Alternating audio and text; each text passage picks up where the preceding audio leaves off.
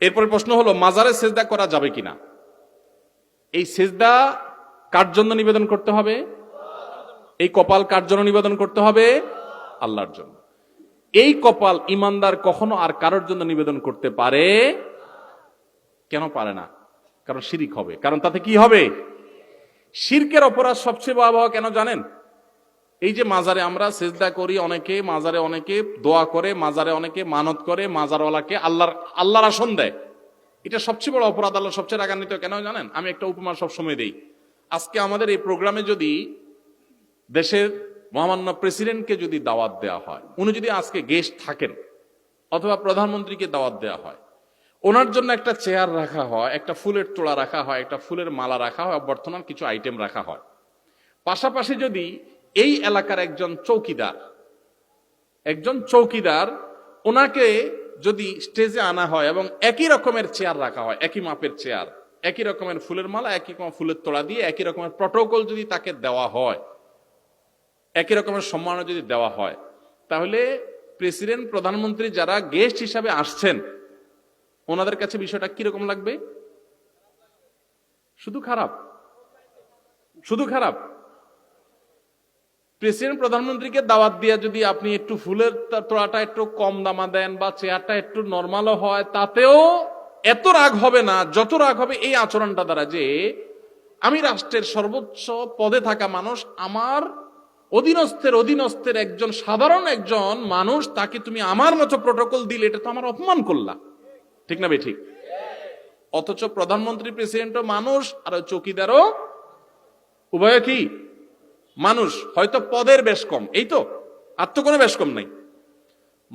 মানুষে যদি এইরকম নিজের একজন মর্যাদা যদি একজন তার চাইতে অধীনস্থকে যদি সমমর্যাদা দেওয়া হয়, এটা যদি তার জন্য অপমানের হয়, তো মহান আল্লাহর কাছে আমরা সেজদা করি, তার কাছে দোয়া করি, তার কাছে প্রার্থনা করি।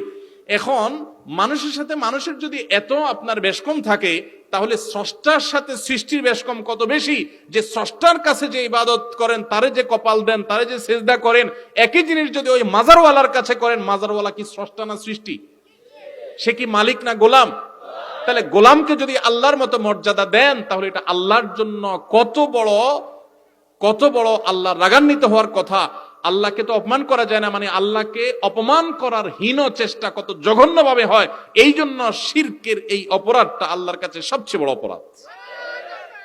এই জন্য নবী করিম সাল্লাল্লাহু আলাইহি সাল্লাম এই জন্য বলেছেন, যে ব্যক্তি, ভালো করে শুনে রাখেন, যে ব্যক্তি শিরিক করবে না, তাওহীদ ঠিক রাখবে, ঈমানটা ঠিক রাখবে, আমলে এদিক সেদিক উল্টাপাল্টা কম বেশি হতে পারে, বাট ঈমান তাওহীদ যে ব্যক্তি মজবুত করবে, ঈমান ঠিক রাখবে, তাওহীদটাতে কোনো ঝামেলা করবে না, শিরিক করবে না, এই ব্যক্তির জন্য আল্লাহর পক্ষ থেকে আল্লাহ ওয়াজিব করে নিয়েছেন, আল্লাহর উপরে কর্তব্য হয় ওই লোককে জান্নাতে দেওয়া, জাহান্নাম থেকে মুক্তি দেওয়া।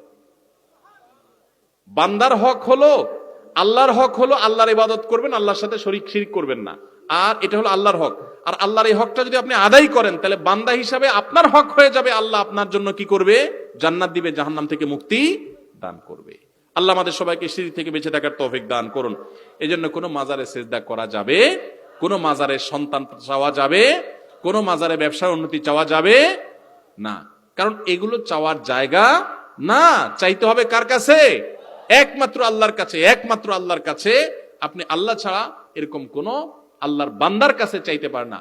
মাজারে যাবেন কবর জিয়ারত করতে, বাস শেষ। আসসালামু আলাইকুম আহলাদ দিয়ার মিনাল মুমিনিন ওয়াল মুসলিমিন, আসসালামু আলাইকুম ইয়া আহলাল কুবুর, সালাম দেওয়া কবর পাশে গিয়ে, এটাই হলো একমাত্র আমল। যদি দোয়া করতে হয় কিবলামুখী হয়ে আল্লাহর কাছে চাইবেন, ওই মাজারের দিকে ফিরে দোয়াও করবেন না। আল্লাহ আমাদেরকে বোঝার তৌফিক দান করুন। ভাইরে, ঈমান যদি নষ্ট হয়ে যায়, ওই দাড়ি, টুপি, জুব্বা, নামাজ কোনো লাভ নাই। আখিরাতে যাবেন, আপনার হিসাবের খাতায় অ্যাকাউন্টই বরবাদ হয়ে যাবে ওখানে গিয়ে আপনি যদি সিজদা করেন। আল্লাহ আমাদেরকে বোঝার তৌফিক দান করুন।